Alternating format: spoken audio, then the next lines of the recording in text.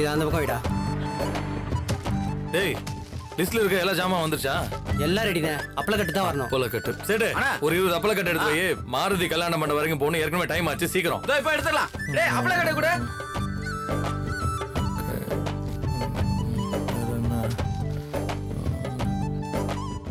அண்ணா அப்பள கட்டு. டேய் அந்த அப்பளம் சீக்கிரம். சரிண்ணே.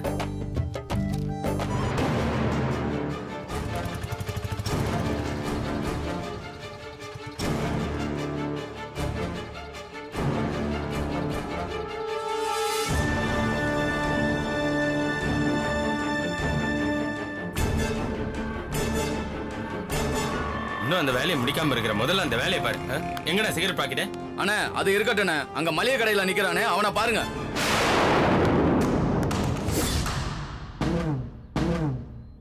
அண்ணா அவன் யாருன்னு தெரியுதானே? தெரியாமையா? அன்னைக்கு நம்ம தலைவர் பிறந்த நாளைக்கு சமையல் வேலை பார்க்க மாட்டேன்னு சொன்னானே, அவன் தானே இவன்? ஆமாண்ணா அவனே தான். அண்ணா உங்ககிட்ட எவ்வளவு எடுத்து பேசினா அவனை ஒரு இழுப்பு இழுத்துட்டுமா? டேய் அவசரப்படாதடா. இப்ப அவன் எங்க போறான்? மாருதி கல்யாண மண்டபத்துல ஏதோ சீமந்த ஃபங்க்ஷனா, அங்கதானே போறான். ஓ அப்ப அவனை நம்ம வழக்கமான பாணியில தான் மடக்கணும்.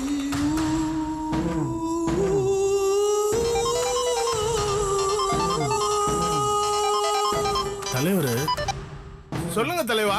யோ மாரி, நான் சொல்றத கவனமா கேட்டுக்கோ. சரி தலைவா. நம்ம கிட்ட சவடால் பேசிட்டு போனான்ல அந்த சமையல்கார பையன், அவன் இப்ப நீ இருக்கிற ரூட் வழியாதான் மாருதி கல்யாண மண்டபத்துக்கு வருவான். சரி நீ என்ன பண்றன்னா,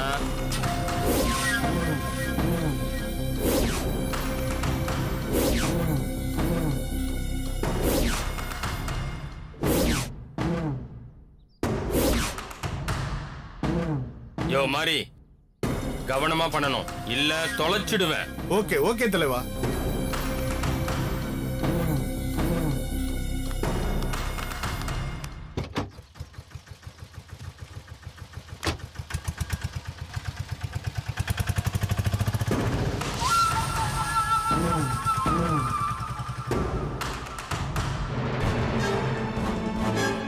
பெருசு நான் சொன்னதெல்லாம் புரிஞ்சா கரெக்டா பண்ணணும். சரியா? என்னையே டவுட் பண்ணியா? இதுக்கு முன்னாடி எத்தனை தடவை செஞ்சிருக்கேன், அதெல்லாம் மறந்து போச்சா? ரெடியா இரு. வண்டி வந்ததும் நான் அங்க இருந்து சிக்னல் கொடுக்கிறேன். சரி சரி.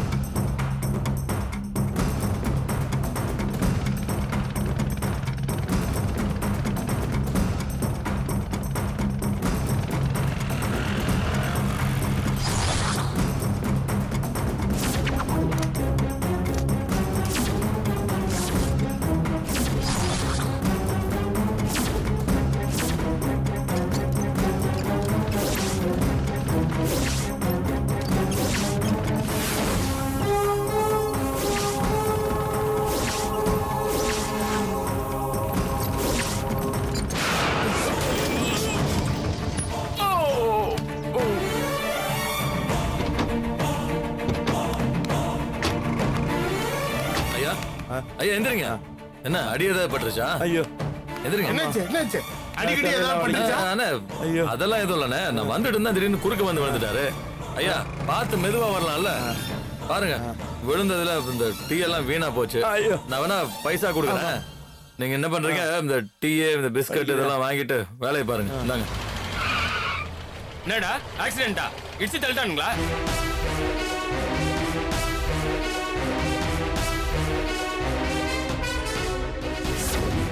₹60,000 ஆகுமா?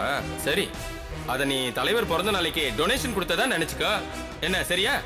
முடியாதுண்ணா, அவங்க அண்டாரங்காச்சிங்க. சம்பளம் கொடுக்கலாம் சரிப்பட்டு வராது. ஒழுங்கா சொல்றபடி கேளு, இல்லன்னா இந்த ஏரியாவிலே தொழில் பண்ணிக்க மாட்டேன். ஜாக்கிரதை.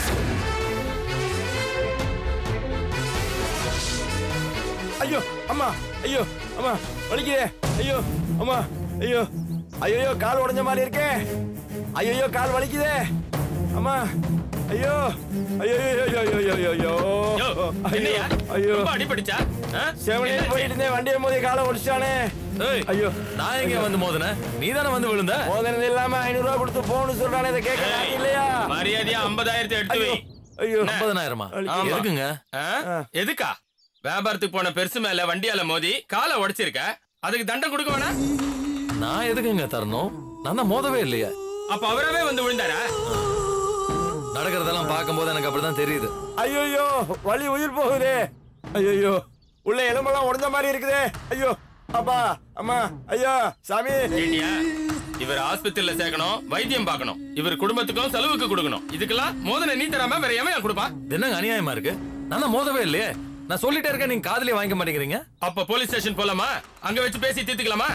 இத பாருங்க, எங்க மேல எந்த தப்பும் இல்ல. அவர் வரத பார்த்துட்டு நாங்களே வண்டி பிரேக் போட்டு நிறுத்திட்டோம். அவரா வந்து விழுந்துட்டு இப்ப அவரு மாத்தி பேசிட்டு இருக்காரு. ஏய், இதெல்லாம் எங்களுக்கு தேவையில்லாத விஷயம். 50,000 ரூபாய் தரியா இல்ல ஸ்டேஷனுக்கு வரியா? ஏங்க நான் சொல்றதை புரிஞ்சுக்க மாட்டேங்கிறீங்க? இத பாருங்க, நான் அர்ஜென்ட்டா மாருதி கல்யாண மண்டபம் வரைக்கும் போகணும். பிரச்சனை பண்ணாம கொஞ்சம் வழி விடுங்க. அப்ப 50,000 ரூபாய் கூட வழிய விடுறோம். ஓகேவா? அப்பாஸ் வண்டி எடு. ஏய், வண்டி எடுத்துருவியா நீ? எடு பாக்கலாம். யோ மாதிரி நீ வண்டியில ஏறியா? சரிண்ணே. வண்டியை தலைவர் தோட்டத்துல விடு, ஓகேண்ணே. அங்க பஞ்சாயத்து பண்ணிக்கலாம். சரி. ஏய், நீங்க 2 பேரும் பெருசா வண்டியில ஏத்துங்க. நீ பெருசோட சைக்கிள் எடுத்துட்டு வா. கிளம்புங்க கிளம்புங்க, வண்டி எடுங்க. வாங்க வாங்க. அண்ணா, அண்ணா, அண்ணா, அண்ணா. வா, அப்படியே என்ன? கார் ஒண்ணும் உட்காரலாம். இல்லண்ணே, ரொம்ப அர்ஜென்ட்டா ஒரு ஃபங்க்ஷனுக்கு போயிட்டு இருக்கேன். எதா இருந்தாலும் வந்து அந்த பேசலாம். பேச்செல்லாம் வேணாம்.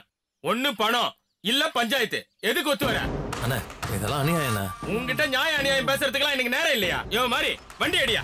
அண்ணா அண்ணா, பணத்தை நான் கொடுத்துறேண்ணே. அப்படி வா வழிக்கு. எடு பணத்தை எடு.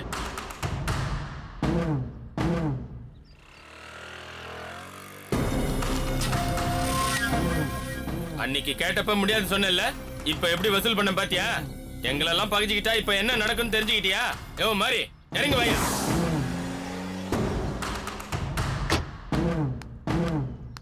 தம்பி பட்டுமா?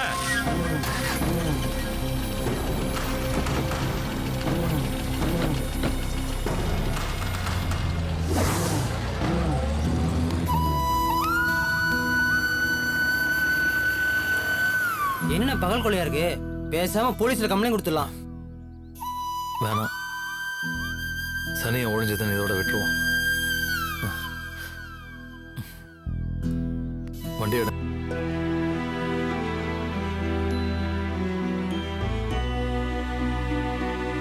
மாமா, என்ன முடிவு எடுத்திருக்கீங்க? ஒரு முடிவும் எடுக்கலமா. ரொம்ப குழப்பமா இருக்கு. இதுல குழம்புறதுக்கு என்ன மாமா இருக்கு? அபிராமி கொடுத்த கம்ப்ளைண்ட நாம வாபஸ் வாங்கணும். அதுதான் சரியான முடிவுன்னு எனக்கு தோணுது. ஆமாங்க, சிவகாமி அம்மாவும் அவங்க பொண்ணும் நம்ம வீட்டுக்கு வந்து கத்திட்டு போனது நினைச்சா எனக்கு இப்பவும் ரொம்ப பயமா இருக்குங்க. அவங்க சாப விட்ட மாதிரி அபிராமிக்கு ஏதாவது ஆயிடுமோன்னு மனசு ரொம்ப அடிச்சுக்குது. ஏதாச்சும் ஒண்ணு நடந்தா கூட அவங்க விட்டு வார்த்தையால தான் இப்படி எல்லாம் நடக்குதுன்னு நமக்கு நினைக்க தோணும். அதனால நாமளே போய் கேஸ வாபஸ் வாங்கிடுவோங்க. நீ சொல்றதும் சரிதான் மகாலட்சுமி.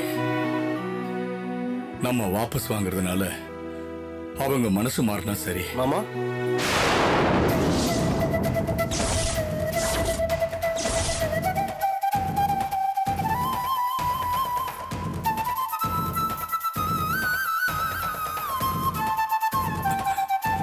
மாப்பிள்ள, என்ன மாப்பிள்ள? வாங்க வாங்க. வணக்கம் மாமா. நல்லா இருக்கீங்களா மாப்பிள்ள? வாங்க உட்காந்து பேசுவோம். வாங்க. பரவாயில்ல, இருக்கட்டும் மாமா. மாப்பிள்ள, குடிக்க காஃபி எடுத்து வரேன். பரவாயில்ல, இருக்கட்டும் அத்தை. ஒரு முக்கியமான விஷயத்த பேசிட்டு போலாம் தான் நான் இங்க வந்தேன். சொல்லுங்க மாப்பிள்ள. அபிராமி இல்லையா மாமா? அபிராமி இன்னும் ஆபீஸ்ல இருந்து வரல. நான் அபிராமியை பார்த்து மன்னிப்பு கேட்டு கேஸை வாபஸ் வாங்க சொல்லலான்னு தான் வந்தேன். என்ன என்ன மாப்பிள்ள சொல்றீங்க? ஆமா மாமா, பிரச்சனை இவ்வளவு பெருசாகிறதுக்கு காரணமே நான் தான்.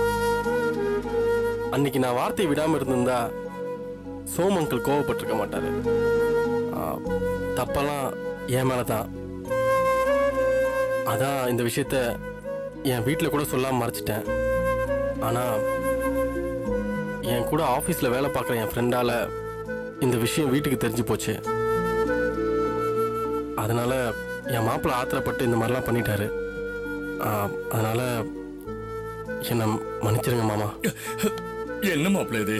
மறுபடியும் மன்னிப்பு கேட்டுக்கிட்டு அதெல்லாம் கெட்ட கனவா நினைச்சு மறந்துடுவோம். நான் இந்த விஷயமா அபிராமி கிட்ட பேசுறதுக்கு எவ்வளவோ முயற்சி பண்ணேன். ஆனா அன்னைக்கு உங்க அம்மா வீட்டுக்கு வந்து பேசக்கூடாத வார்த்தையெல்லாம் பேசினாங்க. அதனால அபிராமியோட கோபம் இன்னும் அதிகமாயிடுச்சு. இருக்கட்டும், நீங்க இவ்வளவு தூரம் வந்துட்ட பிறகு ஒருத்தருக்கு ஒருத்தர் விட்டு கொடுத்து போறதுதான் நல்லது. அபிராமி வந்ததும் நான் அவகிட்ட பேசி இந்த கேஸை வாபஸ் வாங்க சொல்லிடுறேன். போதுமா? அது முடியாது.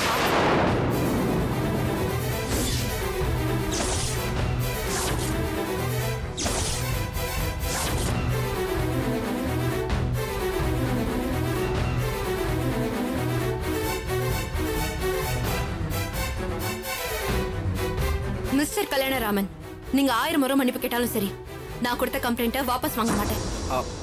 அப்படி சொல்லாத அபிராமி. நடந்த விஷயத்துக்கு முழு காரணமும் நான் தான். அதுக்காக உங்ககிட்ட நான் எத்தனை தடவை வேணா மன்னிப்பு கேட்டுக்கிறேன். கம்ப்ளைண்ட்டை வாபஸ் வாங்கிடு. அதான் முடியாதுன்னு சொல்லிட்டேன்ல, அதுக்கப்புறமா ஏன் திரும்ப திரும்ப அதே சொல்லிட்டு இருக்கீங்க?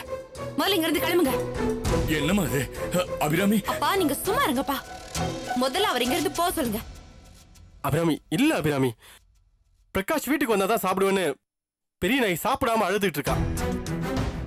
அவளுக்காக கம்ப்ளைண்ட் வாபஸ் வாங்கிரு. என்ன பேசுறீங்க நீங்க? அழுது புரண்டு சாதிக்கிற விஷயமா இது? என்னமோ பெருசா எங்க வீட்டுக்கு வந்து கத்தி சாபாலாம் கொடுத்துட்டு போனா உங்க தங்கச்சி இப்ப என்ன உங்களை தூது அனுப்பியிருக்காளா? ஐயோ இல்ல அபிராமி, அவ சொல்லிலாம் நான் இங்க வரல. அவ நிலைமைய பார்க்க பொறுக்காம நானே தான் இங்க வந்தேன். ப்ளீஸ் அபிராமி, பிரகாஷ் மட்டும் விட்டுற சொல்லு. எந்த அர்த்தத்துல விட்டுற சொல்றீங்க? பிரகாஷ் அடிச்சதுனால சோமங்கல் அடிபட்டு ஹாஸ்பிடல்ல கிடக்குறாரு. அவரோட கடையை நொறுக்கி நாசம் பண்ணிருக்காங்க. இதுக்கெல்லாம் ஒரு தீர்வு கிடைக்காம அந்த பிரகாஷை விட சொல்றீங்களா? ஐயோ அபிராமி, பிரகாஷ் ஆத்தத்துல அப்படி பண்ணிட்டாரு. இனிமே அவரை வலிக்கு வராம நான் பாத்துக்கிறேன். அப்படி பண்ணிட்டா எல்லாம் சரியா போயிடுமா? அந்த பிரகாஷ் சோமங்கலை மட்டும் அடிக்கல, அவரோட வாழ்க்கையும் சேர்த்து அடிச்சிருக்கான். அந்த கடையை நம்பிதான் அவர் குடும்பமே வாழ்ந்துட்டு இருந்துச்சு. ஆனா இப்போ அதெல்லாம் கேள்விக்குறி ஆயிடுச்சு. இதுக்கு ஒரு பரிகாரம் கிடைக்காம அந்த பிரகாஷை வெளியே விட்டா அவர் ரவுடித்தனம் இன்னும் அதிகமா பண்ணுவான். சொல்லு அபிராமி, என்ன பரிகாரம் பண்ணணும்னு சொல்லு. எதுவும் வந்தாலும் நான் செய்யறேன். தயவு செய்து பிரகாஷ் மட்டும் வெளியே விட்ட சொல்லு. சொல்றேன். சோமு அங்கிளோட ஹாஸ்பிடல் செலவை ஏத்துக்கணும். அவரோட கடைய பழைய நிலைமைக்கு கொண்டு வந்து தரணும். இதுக்கெல்லாம் எப்படியும் 2 லட்சம் ஆகும். அது முடியுமா உங்களால? முடியும்னா சொல்லுங்க, நான் கம்ப்ளைண்ட்டை வாபஸ் வாங்குறேன்.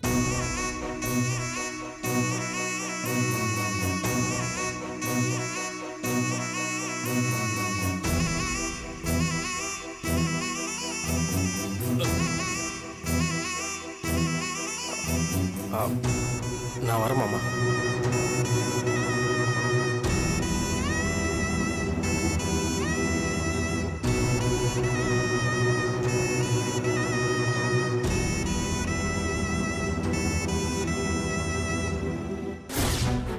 என்னது? அந்த சோமுவோட 1.5 கடைக்கு 2 லட்சம் ரூபாய் தண்டம் கொடுக்கணும்னு சொன்னாளா? சொல்லுடா, அப்படியா சொன்ன?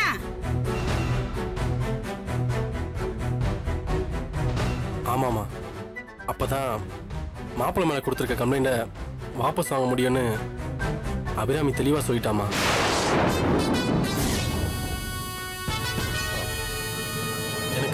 எனக்கு என்ன பண்றதுன்னு புரியலமா. ஸ்டேஷன் போய் மாப்பிள்ளை கிட்ட இந்த விஷயத்தை தெளிவா சொன்னமா. அவர் என்னடானா, பணம்லாம் கொடுக்க வேணாம் மச்சான், அப்படி கொடுத்தா நாம தான் தப்பு செஞ்சோன்னு ஒத்துக்கின மாதிரி ஆயிடும். என்ன நான் இப்போ உள்ள இருக்குன்னு பாக்குறீங்களா? கவலையே படாதீங்க, என் ஃப்ரெண்ட்ஸுங்க கிட்ட சொல்லி வக்கீல கூட்டு வர சொல்லிட்டேன். அவர் வந்து ஜாமீன்ல எடுத்துருவாரு. நீங்க தேவையில்லாம யார் காலையும் விழாதீங்கன்னு சொல்லிட்டாருமா. கேட்டியாடி? இவன் வந்து சொல்றத கேட்டியா?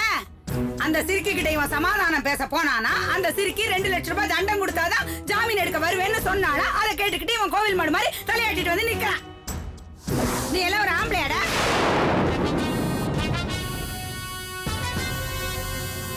போடி சிரிக்கின்னு அவ தலைமுடிய பிடிச்ச தரன்னு இழுத்துக்கிட்டு போலீஸ் ஸ்டேஷனுக்கு போகாம வெக்கங்கிட்டு போய் அவ வாய் பேச்சு கட்டிட்டு வந்து நிக்கிற. ஒண்ணு புரிஞ்சு போச்சு, எனக்கு தெளிவா புரிஞ்சு போச்சு. நீயும் உன் பொண்டாட்டியும் என் மாப்பிளைய காப்பாத்த போறதில்ல. அது மட்டும் நல்லா எனக்கு புரிஞ்சு போச்சுப்பா. அம்மா என்னம்மா நீ புரியாம பேசிட்டு இருக்க? புரியாம பேசுறதுக்கு துணியெல்லாம் கிழிச்சுக்கிட்டு கிறுக்கு பிடிச்சு அலைஞ்சுக்கிட்டு இருக்கேனா? நீ தாண்டா உன் பொண்டாட்டி கிறுக்குல புத்தி கிட்ட அலைஞ்சுக்கிட்டு இருக்க. இல்லனா இந்த விஷயத்தை கொண்டு போய் போலீஸ் ஸ்டேஷன்ல மாப்பிள்ளை கிட்ட சொல்லிருப்பியா? நல்ல வேளை அவர் பொட்டுல இருந்த மாதிரி உனக்கு நல்ல பதில் சொல்லிருக்காரு. அவருக்கு இருக்கிற அறிவு உனக்கு இருக்காடா? பணத்தை கொடுத்தா நாம தான் தப்பு செஞ்சவங்கிற மாதிரி அர்த்தம் ஆயிடுன்னு சொன்னாரு பாரு. அதுதான்டா கரெக்ட். என் மாப்பிள்ள ஆம்பளை சிங்கம்டா. இப்ப சொல்றேன் கேட்டுக்கடா. உன் உதவியோ உன் பொண்டாட்டி உதவியோ யாருக்கும் தேவையில்லை. மாப்பிள்ள அவரோட செல்வாக்க வச்சு அவரே நல்லபடியா வெளியில வந்துக்குவாரு. இத பாரு பெரிய நாயகி, நான் சொல்றத நல்லா கேட்டுக்க. இனிமே இவனை நீ நம்பாத. ஒரு உப்புக்களுக்கு கூட இவன் பெற மாட்டான். இத பாரு, உன் புருஷனை மட்டும் நம்பு. திட்டவட்டமா அவரை மட்டும் நம்பு. நான் சொல்றத மனசுல வச்சுக்கிட்டு நான் சொல்றது கேளுமா. மா பெரிய என்ன நான் சொல்ல வந்து முழுசா புரிஞ்சிக்காம அம்மா ஏதோ பேசிட்டு போறாங்க. உனக்காவது புரியுதா இல்லையா நான் சொல்றது? நான் மாப்பிள்ளை எப்படியாவது வெளியே கொண்டு வந்து ட்ரை பண்ணிட்டு இருக்கேன். சீ வாய் மூடு. இந்த நடிப்பை எல்லாம் என்கிட்ட வச்சுக்காத, உன் பொண்டாட்டி கிட்ட வச்சுக்க. பிரச்சனைக்கு நியாயம் கேட்க போன என் புருஷனை விட என் வாழ்க்கையை அழிக்க நினைக்கிற உன் பொண்டாட்டியோட வார்த்தை உனக்கு பெருசா போச்சு இல்ல? பெரிய நாயி நீயும் புரியாம பேசுற.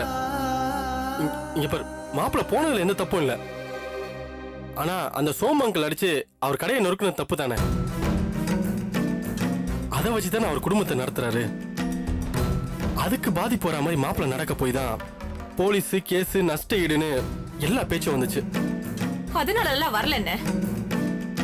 உன் மனசுக்குள்ள இருக்கிற உன் பொண்டாட்டியால தான் வந்தது.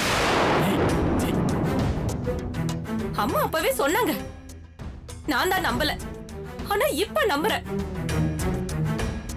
உன் மனசுக்குள்ள உன் கூட பிறந்தவங்க மேல எந்த பாசமும் உனக்கு இல்ல. எல்லா பாசமும் மொத்தமா உன் கூட வாழ வந்தவ மேலதான் இருக்கு. நம்ப வச்சு கழுத்தெடுத்த அவ வார்த்தையே வேத வாக்கா எடுத்துக்கிட்டு என்கிட்ட பேச வந்திருக்க பாரு. உன்னை அண்ணன்னு சொல்லிக்கவே எனக்கு வெக்கமா இருக்கு.